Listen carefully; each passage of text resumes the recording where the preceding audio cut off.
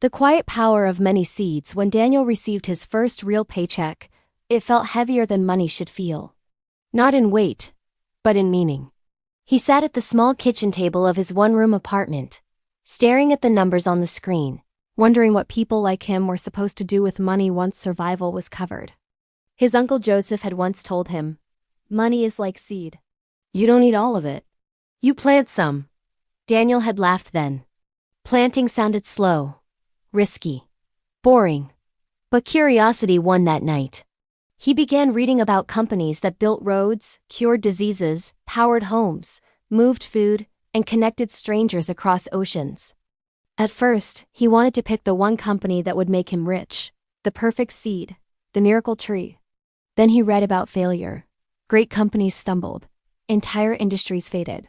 Even giants fell.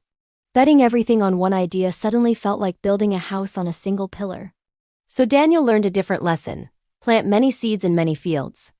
He invested small amounts across different companies, technology and agriculture, healthcare and energy, local firms and global ones. Some grew quickly. Some barely moved.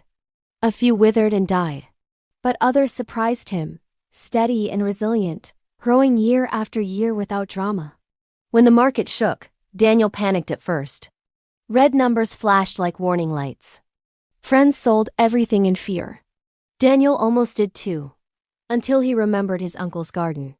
When one crop fails, Joseph used to say, another carries the season. Daniel stayed. Time passed. Seasons changed. Markets rose and fell like tides. Daniel kept planting, kept diversifying, kept trusting patience over panic. Years later, he stood in a larger kitchen, sunlight spilling across polished floors, helping his younger cousin open her first investment account. She asked him the same question he once asked himself. "What if I choose the wrong stock?" Daniel smiled. "You will," he said gently. "That's why you don't choose just one." He explained how a diversified portfolio wasn't about avoiding risk, it was about surviving it. About giving yourself many chances instead of one fragile hope. As he spoke, Daniel realized something important. Wealth hadn't come from guessing the future. It had come from respecting uncertainty. Outside, in a small backyard, a young tree swayed in the wind.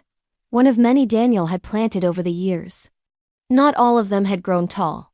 But together, they formed a forest strong enough to weather any storm. And that, he knew, was the quiet power of many seeds.